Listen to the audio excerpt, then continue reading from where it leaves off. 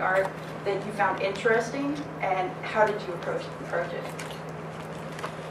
Oh, well, when I first read for Tigra, they had a very, very brief breakdown for the character, just saying, you know, he's a little arrogant and a perfectionist. I know. Well, like I said, I was like, okay, I'll give a hint of that. And then when they sent me the first script, I was like, wow, he's a dick.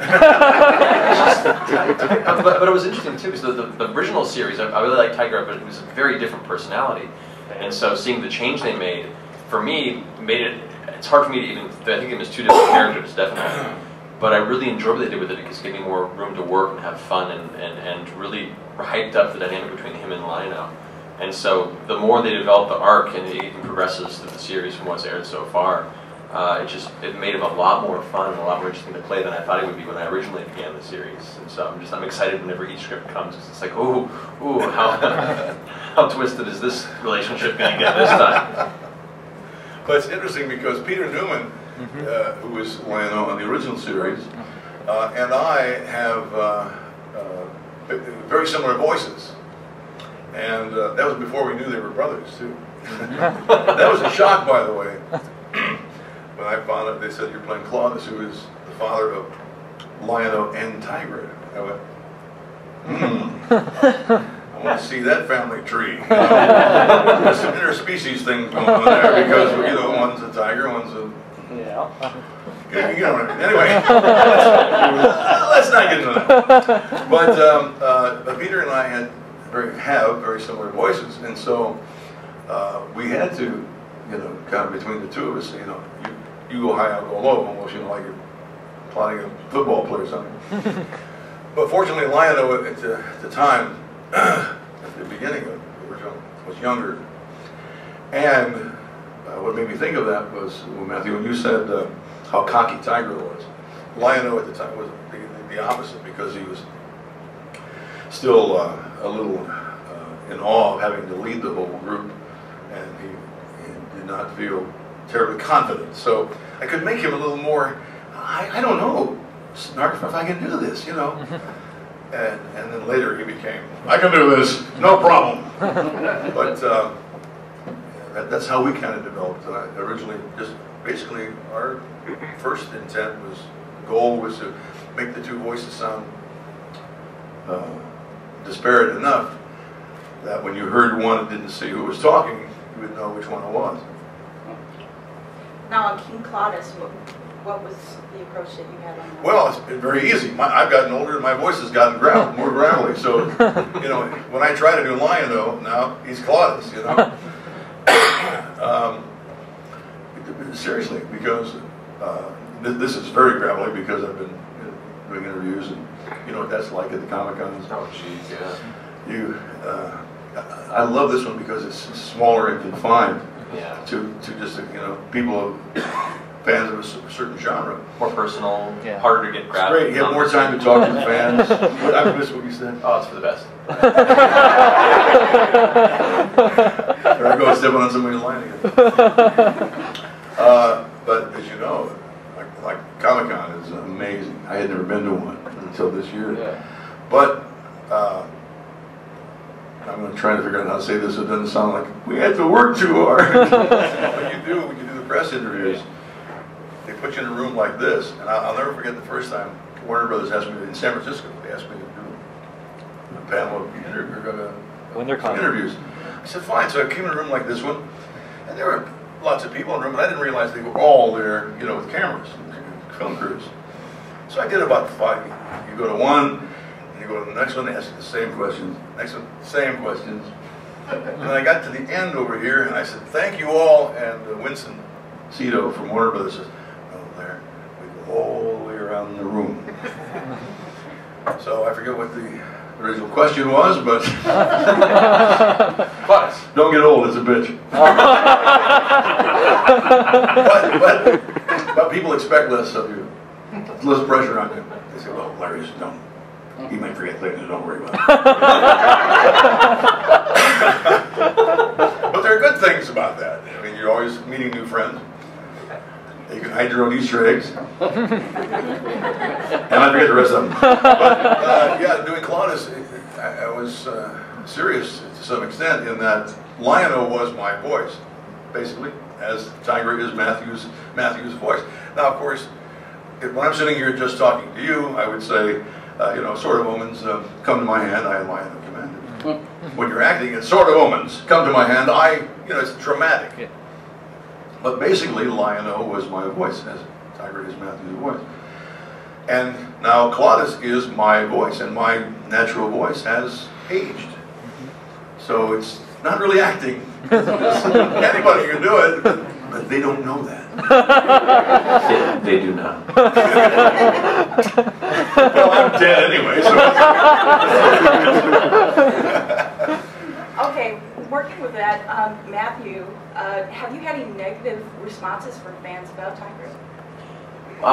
Before the series began, everyone was like, his outfit's different, and he's now, you know, Lion-O's brother, and he has a gun. You ruined the character. And I'm like, you haven't watched it yet.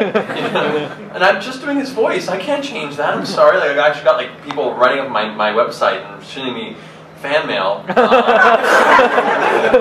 sorry to bother you, sir, but what have you done? You know, that kind of thing. And I just kept saying, like, hang on, like, give it a chance. I know, like, when I first read, you know, saw the original designs, as a fan of the show as a kid, I was like, am I going to be part of ruining my childhood? But thankfully, the show ended up being amazing, and just it gets better and better with each episode. So, like, every time I get that little bit of, you know, how do you feel destroying my childhood? And I'm like, it's not, give it a shot. I'm like, well, I haven't actually watched the show yet. I'm like, well, there's your problem.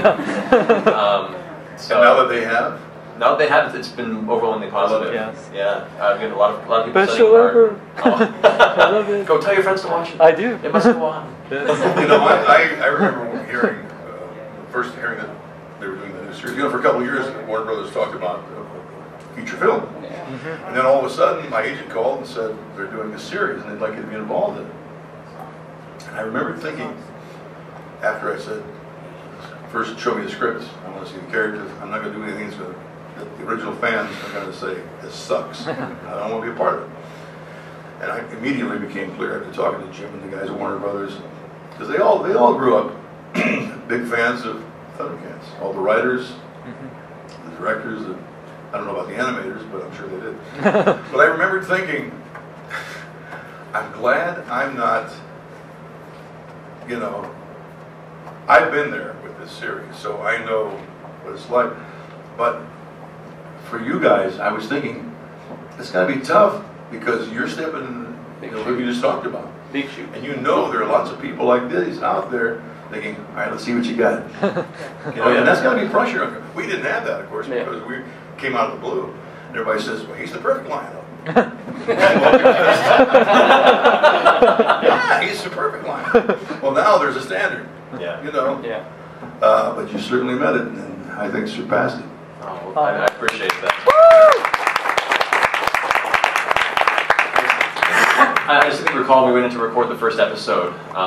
Will Friedle, who's the voice of Lion-O in the new series, walks over and we all chat for a little bit. He's like, so how many episodes have come out before the fans come and kill me, do you think? I said, I don't know. Depends on how well you do in the booth today, but and he's done a fantastic job. He's great. I haven't met him yet either. Oh, well, I want to do it. He will email me the nicest email. Just telling me how much it meant to him to be doing that in Atlanta, and I said, think back to him. And I've forgotten again, I swear to God. It's kind of fun, it's like a little vacation. It's like I call them senior vacation. Because for that 2 or 3 seconds, I know you're all sitting there going, oh God, is he all right? But I'm off somewhere. I'm at the beach, you know. Oh, sorry, what? But he does a great job. He sent me a very nice email. Oh, I remember what I wrote back to him. I said, I hope we can get a chance to work together or meet somewhere. I said, I want you to know I love your Lion-O. You've made him a little cockier, a bit of a smartass, like I always thought he should be anyway. And that was that story. That's it. There's no, they can't all be great answers. That's why they have highlights. Like, here are some highlights of the panel. That wasn't one of them. That won't be on the reel. It'll be on YouTube. It'll be on YouTube. Yeah. Okay, Matthew. Yes. Do you have a favorite episode from the original series and the new series? Oh, the original series, I mean, Exodus, like the beginning was just so epic. It was so incredible. That was what originally just threw me into this series as a kid. Out of personal interest, even before I was involved with the new ThunderCats, the Garden of Delight episode with Tigra getting a little The freaky music, little freaky dicky. Well, I'm glad you finished that sentence. Because I was thinking, I don't remember him getting a little. Which continues into the new series. But no, like those are some of my favorites in particular. In the new series, of episodes that have aired, I'm a huge fan of Legacy, even though I'm not in that one. But Legacy had the whole backstory of like Mumra and the ThunderCats and their involvement back in the history of Thundera, and then actually has like hidden Easter eggs. For those who haven't seen it, they have like other characters from that childhood era showing up in the same universe. Tiger Sharks. I was like, no, exactly. I wasn't there for the recording, and I didn't see any of the original artwork, so I didn't watch that episode until it aired. And then I was watching it with my girlfriend Marisha, and we're just like, wait, is that? That was Monster. Are we gonna fight him later on? That's gonna suck. But that one was fantastic. I do have a couple of really favorite episodes that haven't aired yet, about that mid-season, and they're pretty cool. That's all he can say, or they'll kill him. They were Warner Brothers. They'll kill him. No, I'm serious. The first day we went in to record, they patted us in the back and we felt this little pain in our neck, and it's like, oh, it's just the chip we implanted. They can remotely detonate it. So you saw a Monstar in that too, because I thought I was having an acid. Well, I'm from the '60s. I'm not discounting that either, but I think it could. The two are not mutually exclusive. Yeah, it could have been both. I mean, you were actually watching episode 3, so could very well have been. Interestingly enough, I can't buy these through the mail. You got to go and have them fitted. Exodus is my favorite one too. I think probably because it's the first episode, and we were so excited to start recording it back then, back in 1927, and it was all black and white then. Did you know that the original was no? And it wasn't on TV. You would buy a flip book. And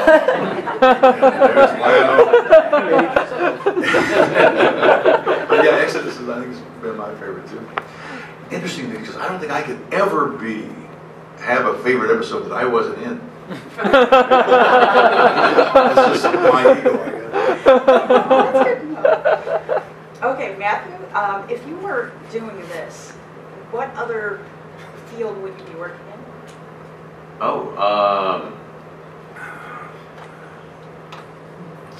Street performer. Interests from this. I mean, outside of the entertainment industry, would be more the way. Because if it wasn't voiceover, I'd be doing film and writing. I do a lot of writing as well. So I have different elements, but it's all entertainment related. If it'd be outside of the entertainment industry, I'd probably be a teacher. I love teaching. I love the idea of influencing and shaping the minds of today's youth, and just to become better people. And so I feel there's a lot of that teacher student. I don't know. That's going to sound awful, so intimacy, not the way you think, but but I feel there's a disconnect between the way teachers and students interact these days, and I would like to try and bring a little bit more of that back to the classroom. Well, teachers are the true superheroes. Definitely. But in a way, you will be shaping young people's minds, because that's people have told me that our show was so huge in their lives, helping them. Especially go to Thunder and things like that. It shaped mine. Yeah. Aww. Are you going to ask me the same question? Ask it the same way, because I have a funny answer. Okay. This is great. I guess that's a kick out of myself. No, ask me. So if you were working in this field, what would you be doing? Working in a field. Picking strawberries. It's funny, next SuperCon where I'm telling about it. Ask me what I would be doing. I have no idea, but I started radio when I was 15 years old. It's this junkie. And did little funny voices and characters on my show and stuff. I was class clown, believe it or not. So I've always kind of had the need to entertain people. The need, look at me, how funny am I? In fact, I often think back, I wish I had a nickel. Well, I do have a nickel for every teacher who said to me at some point or other, Mr. Kenney, I hope when you grow up you find a way to make a living from your little voices and your jokes.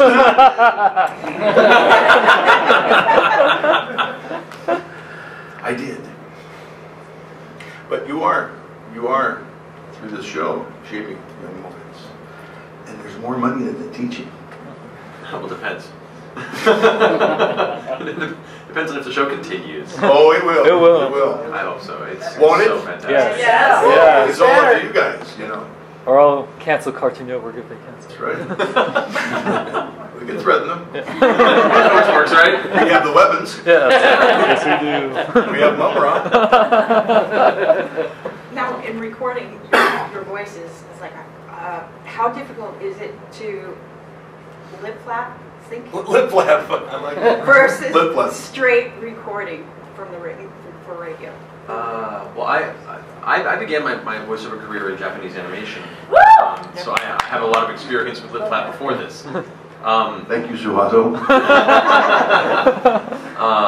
I will say it's much more difficult and technical to follow lip flap, which we do for ADR on episodes when they come back to the animation and there have been changes maybe to the script or we need to do additional lines that were added in the hindsight, and because it's layering both focusing on the performance and the character's drive and that moment and everything, and then layering on top of that very, very technical aspect of matching timing and beats and the way the mouth is moving. So it's more difficult. I find it personally a lot more freeing to doing original prelay animation where it's all based off your performance. You can have the flexibility to deliver it however you feel it's meant to be delivered. And it just feels more pure and more interesting. So I like both processes, but following lip flap is definitely much more technical and not quite as it's not quite as freeing. I laugh because I had never heard the expression lip flap before. No, I'm serious. Lip sync, we call it. Yeah. Is that the new expression, lip flap?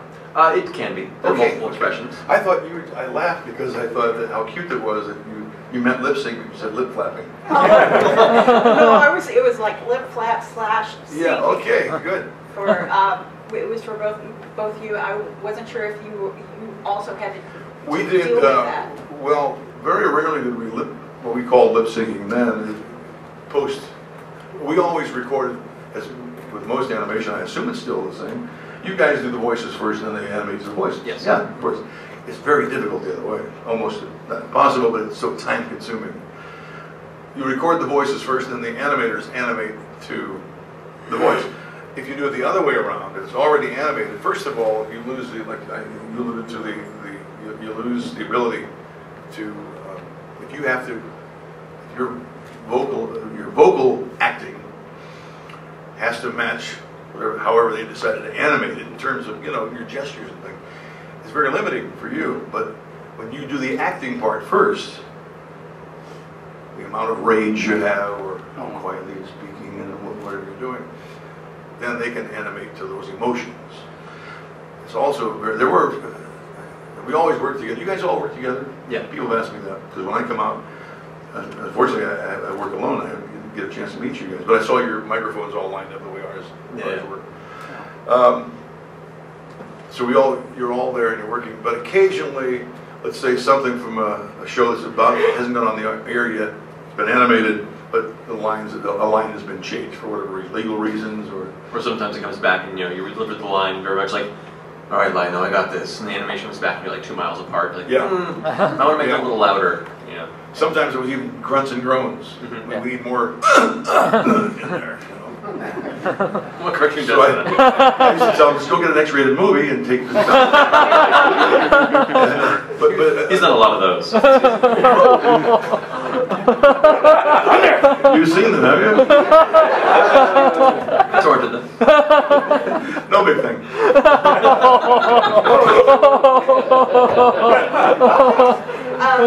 Matthew, I heard that you like writing. Do you have any interest in writing a book?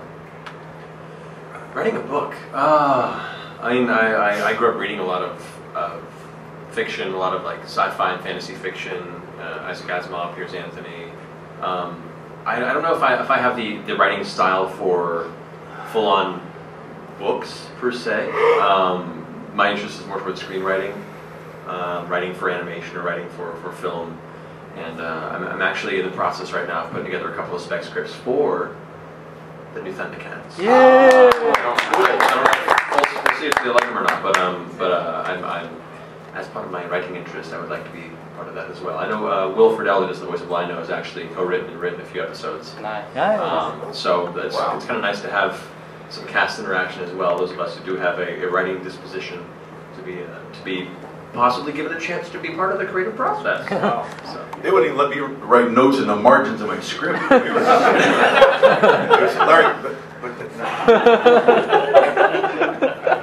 read the words. Larry, for the new series episodes, especially the first episode, there was a sword duel between father and son. Who wins in the real-life sword duel between Larry Kenney and Will Friedle? Well, Larry Kenney is 64 years old. Will is 11. I would actually bet on Will. Yeah. Thoughts, Matthew? No comment. Don't be writing books. Okay, this is for both of you. Have you seen the toy line? And if you have the original for comparisons, which one is? People always ask. Now listen, can I just give you a little hint? Yes. Buy boxes of these. Don't open them. Keep them. Yeah. Because 30 years from now, you're going to be sitting here saying, I forgot the question. But I have boxes of these toys to sell you. So I don't have to people to remind me. We didn't, it's like, my son asks me all the time, he's 23 and a Republican, so he just wants all the money in the world. He says, you know, Dad, I've seen these toys on eBay. You know, $50 for everything, and if you'd sign it, it'd be worth, you know, $52. Why didn't, well, who knew? Who knew we were going to, you know. I will learn from your mistake. Yes, my sensei. I get 10%. We'll talk. Key figures are great, though, and you know what? I did it in San Diego. I did a 2-hour signing for Bandai, and people were bringing the box after box of the new Lion-O, and then somebody brought one. I think, is that the classic? Oh wow. They also made a new classic Lion-O that people were bringing for me to sign. I thought, oh, that's nice. That they did an homage to, you know, the old Lion-O. The new toys are good. They're great. The old ones they look like they're 30 years old. Wow, that's a huge one. Oh, Yeah. Thank you. wow, I haven't seen that one. Yeah. That's incredible. That's the exclusive they were having. They had it. No, Was it? this isn't the exclusive. This was, I got this at. Yeah. Yeah. Oh. You know, I remember, I like telling the story of, do I have time? People were always asking, when did you know that the show was a big hit back then, you know? Well, first of all, we started recording in '83, didn't go on until '85. Now it's been on a year. You know, you hear from the people that because we went on to do Silver Hawks, Tiger Shark, all of us with the same director, Lee Doniger. So we worked together a lot. And then we did 6 Rankin Bass Christmas specials, A Star for Jeremy, 12 Days of Christmas, Life and Adventures in Santa Fe. So my point is, for 4 or 5 years, we were all working together a lot, you know. And I remember. So we were getting feedback, you know, the shows, the ratings are good, the ratings are great. And I remember it was about 2 weeks before Christmas, probably in '86. I walked into Toys R Us to do some Christmas shopping. And it's like there was music. there were 3 aisles of nothing but ThunderCats toys. And I thought, this thing is huge. Because last week it was Ninja Turtles. Yeah. Now they took them out, fit the Ninja Turtles, whatever, you know. And I'll never forget, as I'm walking down the aisles looking at all this stuff, there were 2 boys, maybe 10, 12 years old, and I could overhear them as I walked by. And one of them says, I'm going to get Panthro. He's the coolest. The other kid says, I don't know, I might get one of the mutants. So just, you know, me, I go over and I say, why don't you get Lion-O? He's the one who says, ThunderCats, ho! Thinking they'd be thrilled. And of course they look at me like, hold on, perv.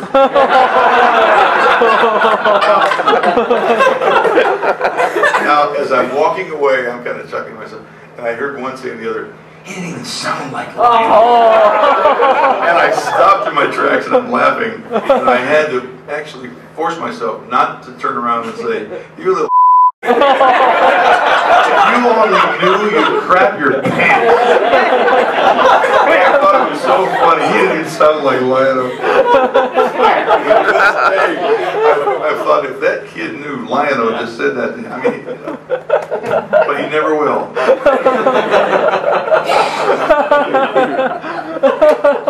It's a great story. I hope it's true. I don't remember if it's actually true. I'm pretty sure it's true. You can't make that kind of stuff. Okay, this is the time we'll be opening questions for the audience, for the guests. My question is for Matthew. You said that you started in Japanese animation. How did you kind of get into that and then cross over to voiceover work here in the U.S.? Well, the voiceover animation was recorded in the U.S. for the Japanese animation when they brought it over to English. Okay. So I was still home. I've not yet to go to Japan yet. I want to go badly. That sounds like a really cool time. It's great over there. But that's what I hear. Soon, you know, drunken karaoke. Woo. Come by! Exactly. I mean, when I'm old enough, Father. You'll never be old enough. Why can't you be more like your brother? Just wait till next season. No, I began doing Japanese animation shortly out of high school through some just a strange series of coincidences and meeting friends and getting to meet a director who said, like, I like your voice. You ever thought about doing this? Going in and doing background voices in Walla for Fist of the North Star. So, like, 3 hours of heads exploding. Things like that. And then just transitioned over into video game voiceover through that. Got an agent, began really hitting the pavement hard like you got to do as an actor in Los Angeles. And just kept getting more work. Then started moving over into animation. And actually, ThunderCats is my first major American animation project I've had a lead character in. And Yeah. it's a dream come true. Sweet. My question is for both of you guys. First off, absolutely love the show. I told Larry this yesterday. It's like, it just took everything I love about the original ThunderCats and just, like, it just made it like a modern take, edgier, and so I just love it. It does need the kick-ass theme song from the 80s, so I miss that. And I like we all miss that a little bit. Yeah. Like, how did it feel like, it's for both of you guys, like, well, it was really great having you in the first episode. It was a passing of the torch, with Claudius and everything. Like, how I did thought it was a nice touch for Warner Brothers. Yeah. It was for the fans. Yeah. it was like? I think it was. I'm sorry. Oh no. I think it was Warner Brothers saying, "Don't worry, it's going to be, the old show." Mm-hmm. Like, how did it feel to that episode when Claudius is fighting off Mumra, or he gets killed? Like, how did it feel emotionally? Because that was a very emotional scene too, and you have come back in the flashback episode too. Yeah. How's been Matthew and Larry the passing of the torch feeling of the new ThunderCats? How does it feel to it was a really great homage to have you on the show. Well, thank you. Well, it's art imitating life because, or the other way around, because I actually was passing the sword on, not just to Lion-O, but it was I took it upon myself to feel as though for the rest of my friends, the rest of our original cast, we were saying to you guys, take it and do well with it. I remember, it's funny. I remember when they flew me out here to record the Warner Brothers Ranch. that scene where Claudius dies. Well, of course, I had read the script and I knew what was going on, but Andrea, our wonderful director, she reminded me so much of Lee Doniger. She works in the same way, but she's just so good. She'll say, okay, that was good, that was very good. Let's go to line 86. Now, up until this point, I had, you know, this and that, and then there were battle scenes, right? And I knew what was coming. She says, now Larry, line 82, just, okay, a little stronger grunts, and now you're swinging, like, okay, fine. Now, line 86, and I knew that was the line where it's over. And I could feel her, hear her kind of just, she was a little hesitant. She says, okay, now Larry, and she's in the other room through the glass. Okay, Larry, now in this one, you're stabbed in the back. And just to mess with her, I said, oh, okay, so I'm stabbed in the back, but I survived. And I see the engineer go, and poor Andrea, she's like, you tell me, no, sorry, she says, no.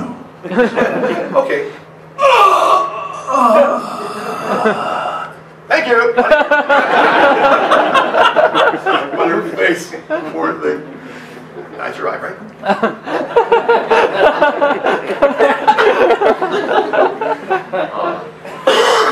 From my perspective, Pardon me. well, as soon as I learned that I was going to be part of the project, I went into storage and dug out my old Tigra action figure that I'd forgotten that I had.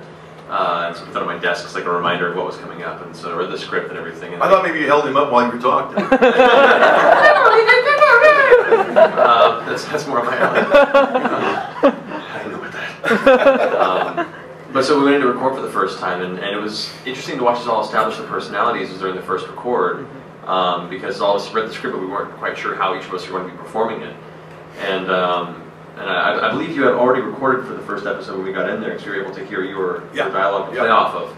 And when we got to that scene with Will, I remember it just got really like somber and intense, and we all began to realize the weight that the series was really going to carry with its storytelling.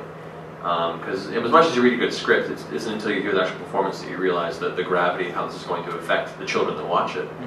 And it was that moment we realized like we had something really, really amazing on our hands. The way that Will played off of your lines, and then especially when it came back for ADR and seeing the final scene animated, it was like, this is going to be intense.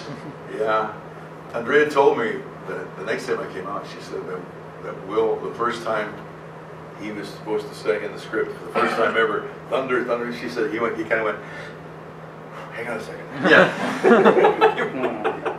She said, I knew he was like, this has got to be right.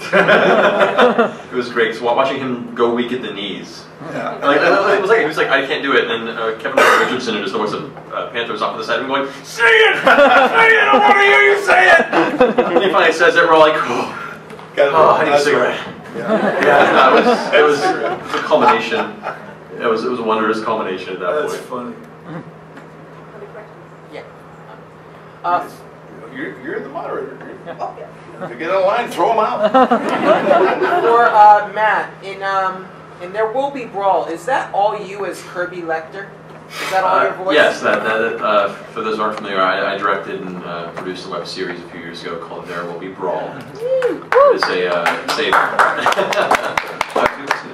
It's a live-action film noir kind of adult crime drama.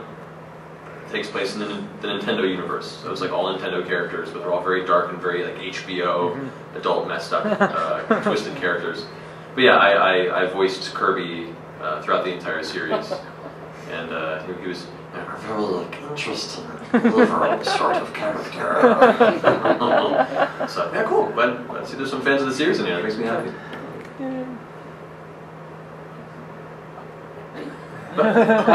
Question.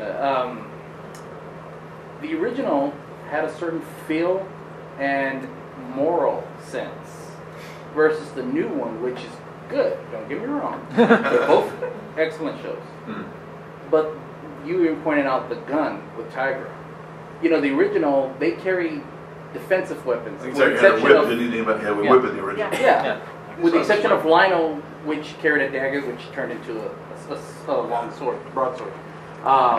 The Tiger on the new one carries a gun. You know, as a fan and just as watching a program, I have an issue with that because it is playing towards kids, and Tiger's carrying a gun now. He carries a whip, but he's also carrying a pistol, and that right there, that really separates. And I think that's the point. But as a society, it's kind of interesting that at one point we were playing, okay, we got these morals, and you know, okay, we use a sword, and they even told Lionel, back off with that sword, you know, just go in there and do your thing. And they always had Jaga was always telling his mentor, saying, you know, hey, you shouldn't use it for this and that. Whereas this new Lionel just lights it up and just starts slicing people. You know? I mean, it is, again, as a society, we've grown and changed. Man at Arms had a gun. What's that? Man at Arms had a gun.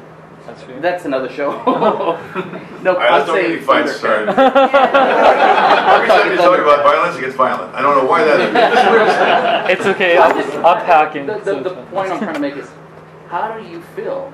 Because you do have a very important role being the character. And I know they're writing it for you and what have you. You have to act it. But you personally, what's your take? Personally, as a kid, I was raised by parents that wouldn't let me own toy guns. I was allowed to own toy swords at the wazoo, so I just kind of fell into my high fantasy love growing up. I was like, swords and sorcery, magic, yeah, sure. But I wasn't allowed to own a gun of any kind of toy sort. Even like water guns were like, well, it's bright orange and has a happy face on it, maybe. So it at first when they showed me the art and the designs for the character and the new ideas, I was like, that's different. But also, I think it plays an interesting aspect for the character. While everyone else has, for the most part, it's an energy pistol. It doesn't actually see its head explode or anything. But still, the symbol, I understand what you're saying. I think it's an interesting variation. The fact that Tigra, especially in the new series, is very different from the other ThunderCats. His personality is a little darker. He comes from a darker place, a place of rejection from both his. He feels rejected from his family and kind of been living in the shadow of his brother. And I think the pistol addition to him gave him this sort of, as the darker character, he's falling more towards the technological side anyway, that Mama represents. And that's kind of the ride that he's, the line that he's riding as a character. So I think symbolically, I don't think it's so much promoting the use of guns as a character more than it's showing that the tech pistol that he uses shows that he's leaning a little closer to that dark side, the bad guy's side, than the other characters. And so there is of course some concern, but also it's a sign of the times too. Exactly. I mean, if he was like loading up a 6-shooter with like bullets, like I'm going to take out Mama in the forehead. Like, I don't know if I'm comfortable recording this. But also the first few episodes were a bit pistol heavy, as Tiger was really happy to have this new gun. He's like, oh, this thing's cool. I'm going to shoot everything in front. Now they're doing more of a pistol whip combination, almost like a Indiana Jones sort of Devil May Cry style of like stylized, which is kind of cool. So, but. Yeah, that was a little bit of a concern at the beginning, but I think they're playing it in a way that's not too overtly, ThunderCats Extreme! Wow, that was a great answer. I think you actually won this guy over. We shall see. Maybe That was a very good answer. My question's for Larry. According to the original series, do you have any particular fond memories of Earl Hammond at all? Oh, yes. Earl Hammond. Mum Ra, rest his soul. Earl Hammond, rest his soul. Mum Ra, never living there. The funniest thing is that Earl would become Mum Ra to the extent that he brought a costume. He actually brought it. No, that's the way he dressed then. But you know how Mum Ra drools this green. When Earl did the thing, we would, when people would be looking at, when's his next big ancient spirits of evil coming up? Oh, here. And people would start moving toward the side of the room. Because he would go, ancient spirit of evil, and he would start drooling. And he would wipe it and he'd go, transform!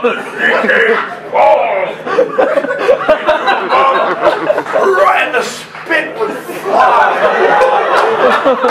It's like a Gallagher concert with a splash zone. Yeah, I never knew if he did it on purpose or it just happened. He would be literally like, transform, and sometimes he would go, transform. Did I get you? He was a wonderful man. Funny guy. And Bob McFadden has passed. Snark. Larry, Wonderful.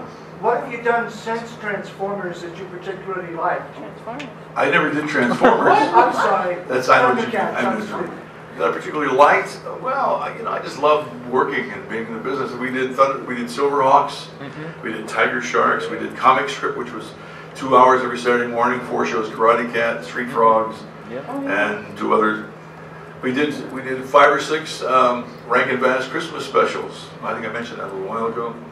And I've been the voice of Count Chocula for over 30 years. Yeah. My favorite cereal. Frightfully delicious cereal. Bob McFadden, by the way, was Frankenberry. Yeah. With strawberry flavored marshmallows. Aww. And I've been sunning the Cocoa Puffs bird for 32, 33 years. You know. I'll be around on Cocoa for Cocoa Puffs. Thank you. I can use some Cocoa Puffs. So lucky to do so many things. For 35 years, I was on the cast of Imus in the Morning, radio TV show. I was Best Week Ever. You remember Best Week Ever? Yeah! Woo! It's the first week of February 2010, the best week ever! That was me. I use that voice now on Skittles commercials. I'm the guy that says, feel the rainbow, taste the rainbow. I keep busy, you know. I keep busy. You gotta eat. But my kids, the last of my children that I know of, on show business, you know. You travel a lot. The last of I have 3 children, 1 of each. My youngest son just graduated from NYU. Oh, no. My oldest daughter graduated from NYU. My middle daughter graduated from Oxford. Nice. Thank you.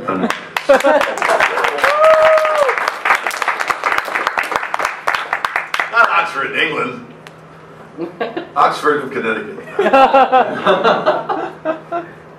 So, I'm still working. I ain't gone yet. And he dies. Wouldn't that be? Now that would be YouTube. Like, I'm still around. Give me that tape.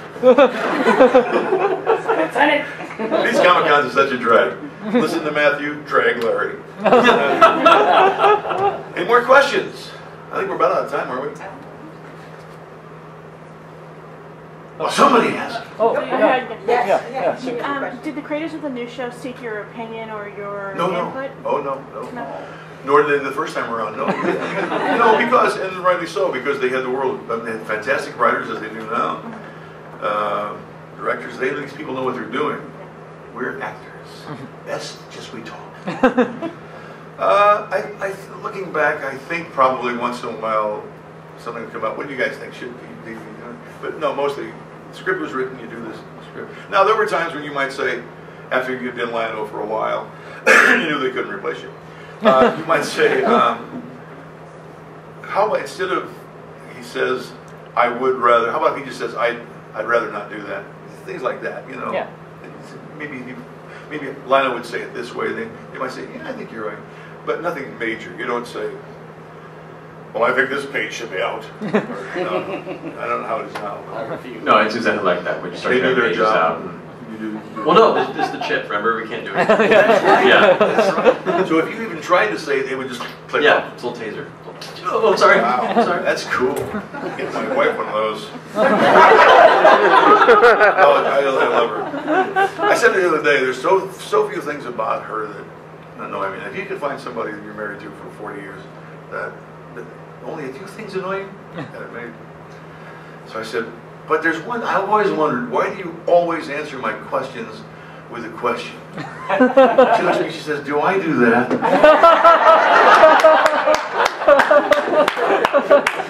Okay, I think we're almost out of time. I have to get we're back. out of time. Yes. Something else? Oh, Are we no, done? we're good. So, Thank you. Thank you. Here's the new ThunderCats.